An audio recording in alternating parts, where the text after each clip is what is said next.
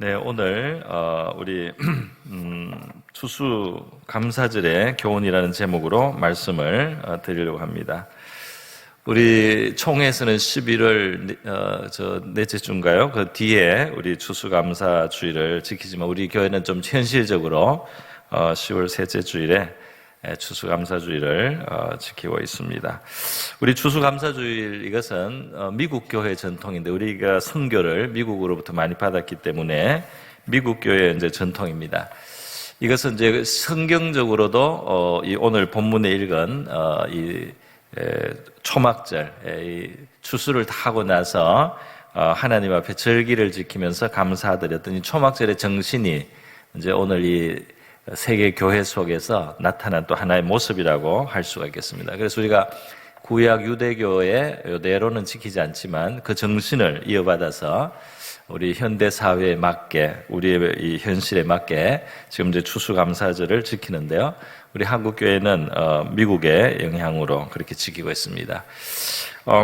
미국의 이 추수감사절의 그 절기의 내용이 다 성경적인 정신들을 많이 가지고 있기 때문에 오늘 저는 그 추수감사 이 절의 그 유래 그리고 그 안에 있었는 내용을 소개해드리면서 그것과 연결되어 있는 성경의 교훈을 우리가 함께 생각해보고 오늘 뜻있는 시간으로 하나님의 진리의 교훈을 한번 생각해 보겠습니다. 우리 이 사실 추수감사주일은 종교개혁하고도 관련이 있습니다.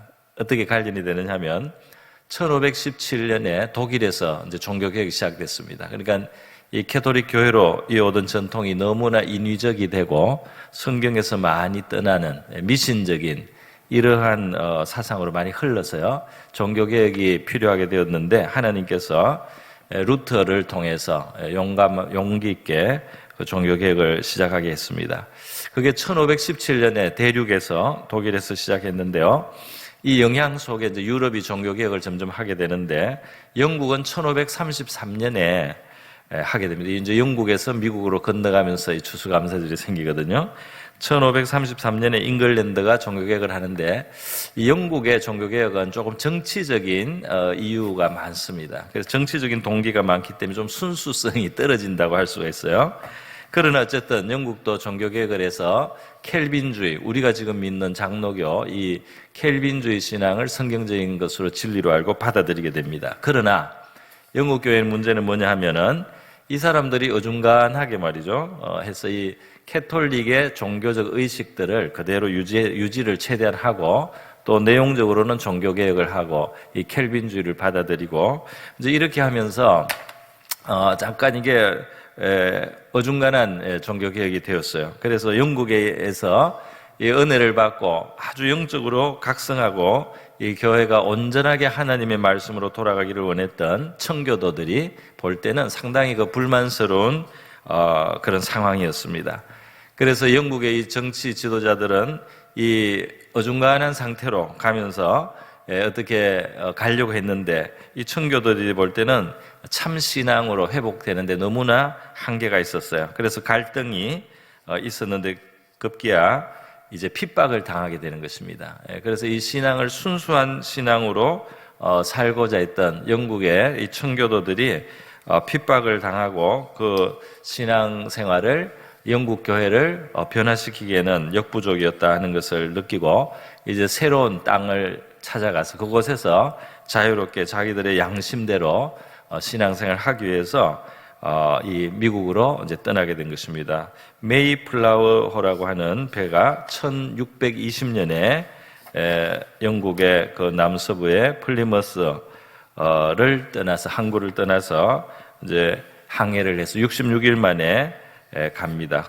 1620년 9월 16일 날 존 카버, 윌리엄 브래드퍼드 등 그 청교도 102명이 다른 이제 선원들 한 20-30명하고 남서부 플리머스에서 메이플라워를 타고 종교의 자유를 찾아서 신대륙 이 북아메리카로 이제 떠나게 됐는데요. 이 항해를 하고 그 겨울을 나는 동안에 굉장히 많은 어려움을 당했습니다. 11월 21일 날 이제 배가 도착을 했는데 그 겨울을 나면서 괴질병과 또 추위를 견디지 못하고 많은 사람들이 그만 돌아가셨습니다. 그래서 많은 사람들이 돌아가서요, 거의 절반 남고 그만 떠나고 말았어요. 그런데 그 절반 남은 분들이 이제 그곳에 정착을 해서 신앙의 그런 서약을 하고 이게 자유로운 나라를 만들기로 그렇게 이제 서로 서약을 하고 그렇게 지낼 때 그 인디안들과 함께 도움을 받아서 농사를 짓게 되었습니다. 그래서 그해 1621년 가을에 농사가 잘 되어서요, 그 감사의 이 절기를 지키게 되는 것입니다. 그래서 인디안들이 90명이나 초대를 받고 와서 같이 칠면조고기도 먹고 또 호박이나 옥수수 이런 것을 주로 해서 음식을 먹고 3일간 이 감사절을 지켰습니다. 그래서 이것은 조지 워싱턴 미국 초대 대통령 이후로 여러 대통령들을 거치면서 점점 계속 이제 나라의 어떤 절기로 명절로 그렇게 인정이 되어서요.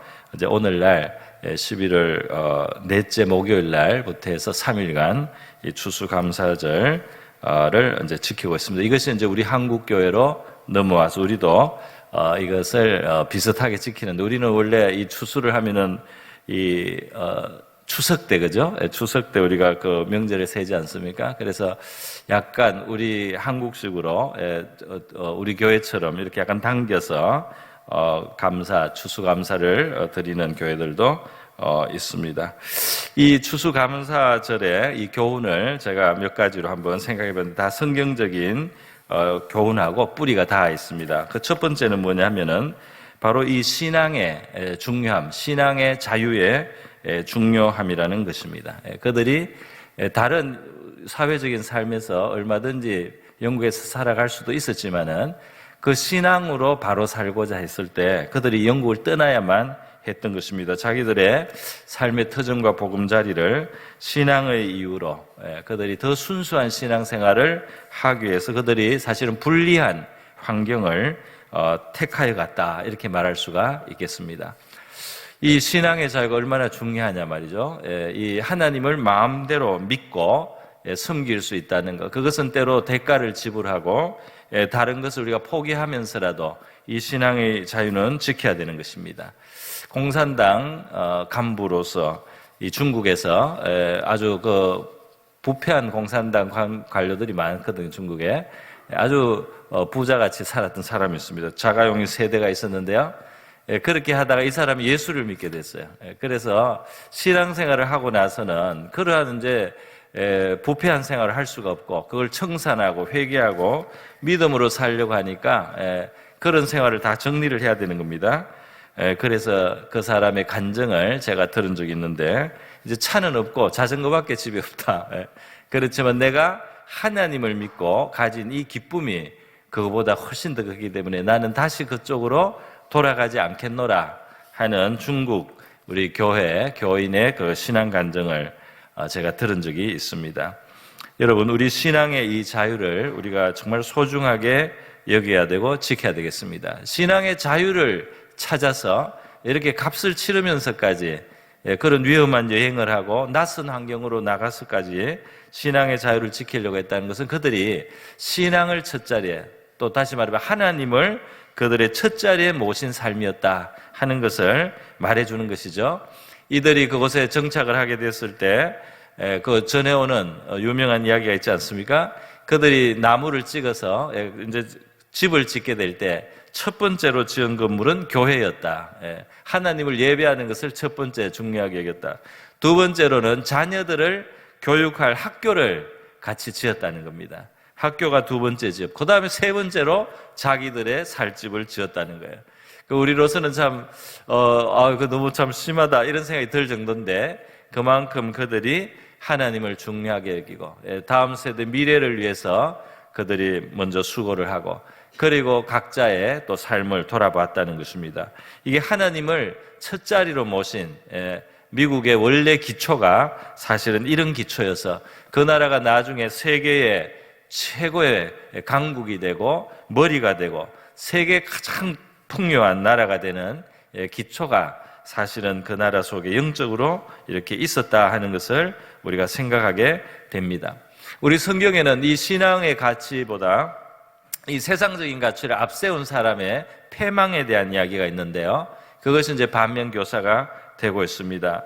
창세기에 보면 아브라함과 조카 롯이 같이 살았는데 이들이 살다가 이제 이 지역이 땅이 좀 협소하게 되었어요. 이들이 목축을 하는데 양떼들이 늘어나니까 이제 이 땅을 같이 살 수가 없게 되었습니다.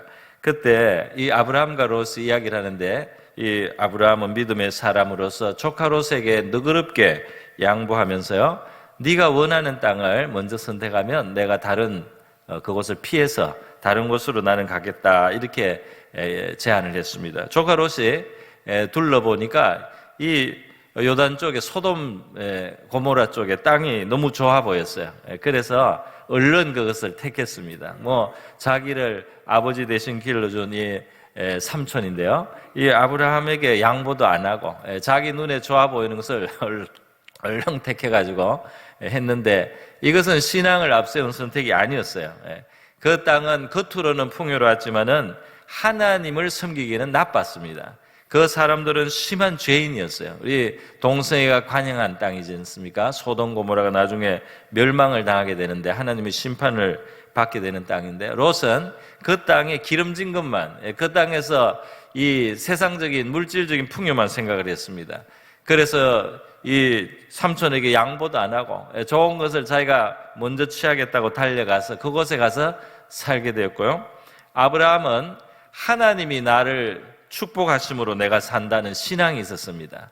하나님이 나를 복 주셔서 내가 사는 것이지 하나님이 축복하셔서 내가 사는 것이다, 이 믿음이 있으니까 조카 롯에게 좋은 것 가지도록 양보하고, 조카 롯이 동쪽으로 가면 자기는 서쪽으로, 조카 롯이 서쪽으로 가면 자기는 동쪽으로, 이렇게 가겠다는 마음을 가지고 롯에게 양보하고요, 롯이 먼저 택하게 하고 자기가 다른 곳으로 가서 이제 살게 됐어요. 그럼 어떻게 됐습니까? 롯은 나중에 이 땅이 하나님의 진노로 심판을 당하게 때 정말로 불구덩이에서 겨우 빠져나오는 그런 구원을 받았습니다. 그것도 아브라함의 중보하는 기도가 있었기 때문에 하나님이 천사를 보내서 간신히 빠져나오게 하신 거예요. 그리고 아브라함은 어떻게 되었습니까? 그 이후로 계속 하나님이 주시는 번성하는 복을 받게 된 것입니다. 신앙은 우리의 삶의 태도를 영향을 주는 것입니다. 우리 인간관계 속에 우리의 신앙, 하나님을 믿는 신앙이 우리에게 있었어요. 이것이 인간관계 속에서, 우리가 사회생활 속에서 이것이 표현이 되고 고백이 되어야 할 줄 믿습니다. 우리가 입술로도 고백하지만 다른 사람을 어떻게 대하느냐, 여기에 우리의 신앙이 나타난다 이 말이에요. 우리가 하는 말, 우리가 선택하는 것, 우리가 남에게 얼마나 관용할 수 있는가, 내가 정말 하나님을 나의 복으로 삼고 있는가, 이것이 내가 하는 선택 속에서, 내가 하는 행동 속에서, 내가 하는 관계 속에서 나타나게 된다, 또 나타나야 한다는 것입니다. 오늘 이 본국 잉글랜드를 떠나서 머나먼 타지로 가서 거기서 하나님을 자유롭게 마음껏 섬기기를 원했던 이 미국의 필그림 파들즈라고 하죠. 이 추수감사절의 주인공이 됐던 그 사람들의 그 신앙을 우리도 본받을 수 있기를 바랍니다.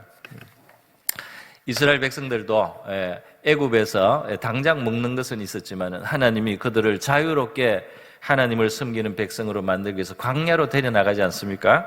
광야에 나가서 만나를 먹고 건건히 사는 것 같아도 하나님을 마음껏 섬길 수 있는 그 자유를 그들이 가지게 된 것에 대해서 하나님께 감사하고 영광을 돌려야 되는데, 그들이 그러지 않고 늘 그것 때문에 불평하고 애굽에서 뭘 먹었는데 여기서는 못 먹는다, 이렇게 불평하다가 그들에게 그것이 득이 되지 못했던 것을 우리가 볼 수 있습니다.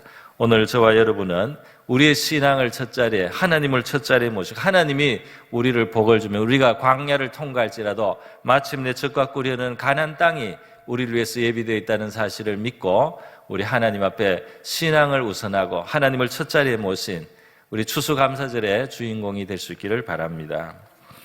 두 번째로 바로 그들의 삶 속에 나타났던 일인데요, 그들이 그 신앙의 자유를 찾아서 과감한 결단하고 갔지만은 시련을 먼저 당한 겁니다. 시련, 그 겨울에 추위를 당하고 또 그 괴혈병이 생기고 말이죠. 그 새로운 곳에 갔으니까 거기에 적응하는데 어려움이 있지 않겠습니까? 첫 겨울에 많은 가족들을 많이 잃은 거예요. 그래서 얼마나 마음이 고통스럽고 괴로웠겠어요. 그러나 이들이 믿음을 잃지 않고 그 새 봄이 왔을 때 씨를 뿌린 겁니다. 그 인디안들의 도움을 받고 씨를 받고 뿌려가지고 그렇게 여름에 또 땀을 흘려서 자기들의 현실에 충실하게 이제 살아갔던 거예요. 그들이 낙심하거나 좌절하거나 포기하지 않고 새로운 그 신앙의 땅에서 땀 흘리고 수고하고 정말 이들은 눈물을 흘리면서 씨를 뿌린 사람들이었습니다.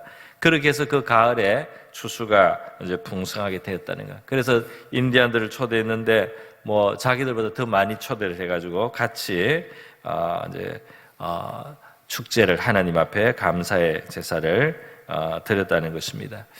여러분, 그래서 이 고난을 당하고 그 가족을 잃기도 하면서 그러면서 그 처음 온 땅에서 아주 그렇게 수고로운 농사를 짓고 첫 번째 바로 그 해입니다. 바로 농사지은 첫 해 이들이 추수감사절기를 그렇게 이제 지냈다는 것이죠. 우리가 하나님께서 이 시편 말씀에 보면 바로 이들을 생각나게 하는 말씀이 있습니다. 시편 126편에 있는데요. 126편 이게 바벨론 포로의 생활을 하면서 원래 그 배경으로 나온 노래입니다. 여호와께서 시온의 포로를 돌려보내실 때 우리는 꿈꾸는 것 같았도다 이렇게 시작하는데요. 뒤에 가서 5절에 가면 눈물을 흘리면서 씨를 뿌리는 자는 기쁨으로 거두리로다 그랬어요.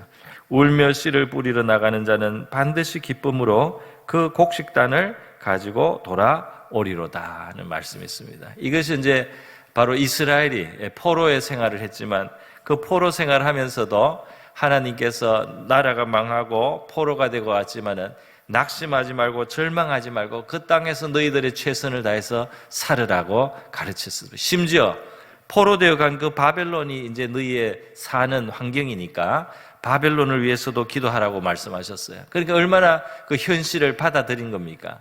그러면서 이스라엘 백성들이 했는데 그들의 마음에는 큰 슬픔이 있어요. 바벨론 사람들이 아무것도 모르고 그 유다에서 온 사람들에게 그 악기를 가지고 연주를 하고 한번 유다의 노래를 우리에게 불러다오 이렇게 말을 하는데 마음이 얼마나 착잡하고 마음이 괴로운지 정말 노래가 나오겠습니까? 그럼에도 불구하고 그들이 그곳에서 성실하게 열심히 충실하게 연단을 받으면서 생활을 할 때 하나님께서 바벨론에서 이스라엘 백성들의 신앙을 정화시켜 주시고 또 그들이 나중에 포로에서 돌아가서 그들의 본국에서 하나님의 집을 재건할 수 있는 그런 은혜를 하나님이 예비해 주셨던 것입니다.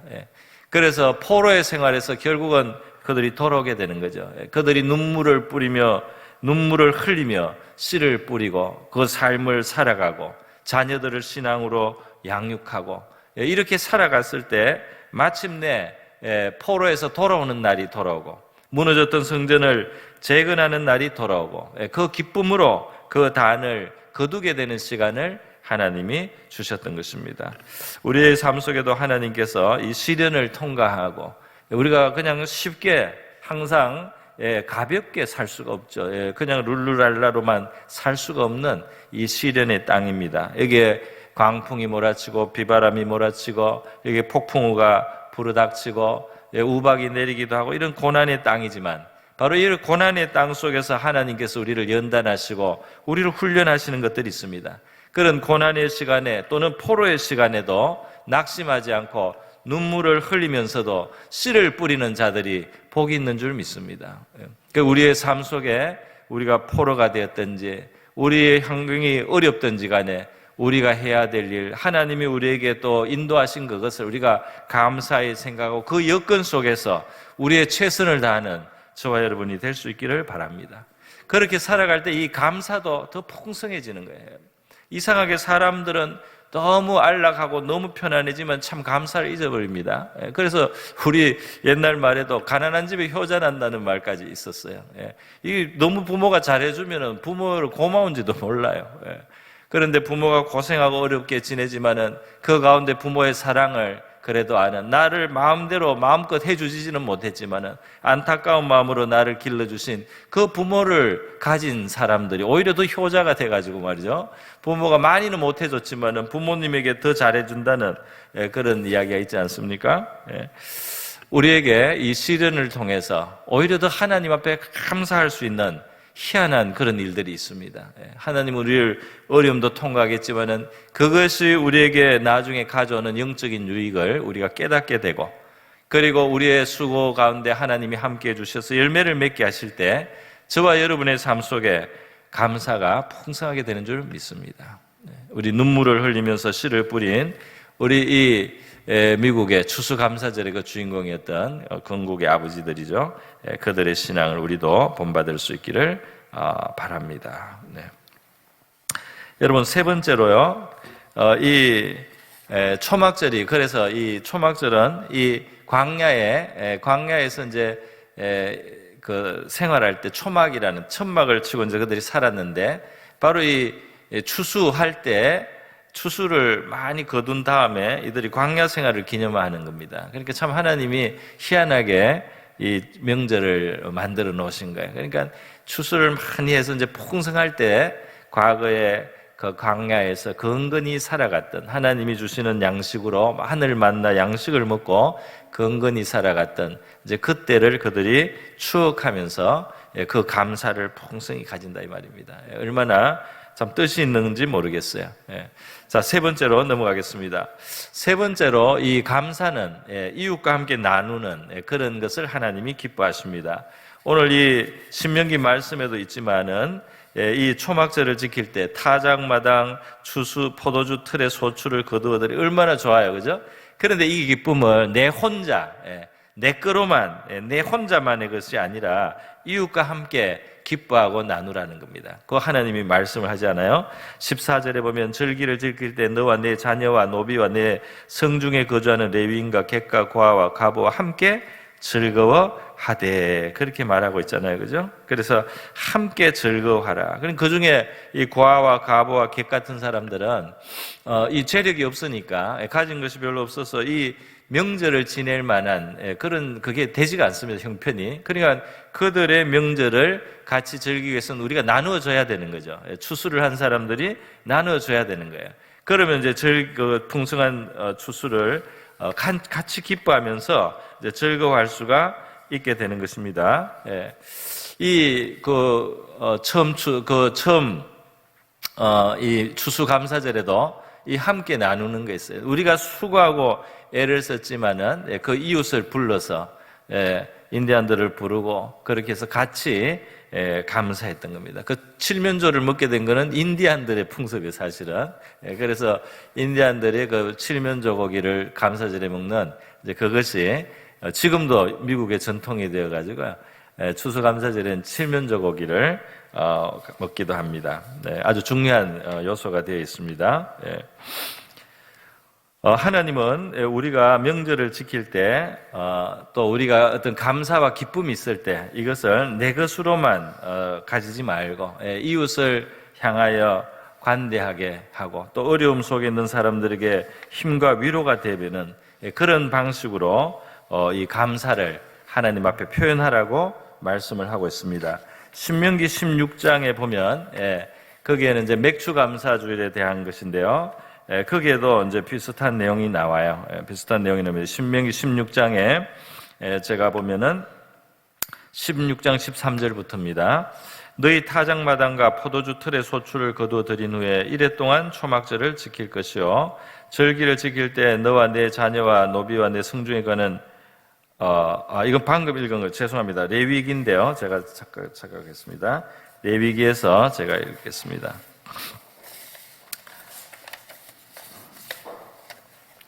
네.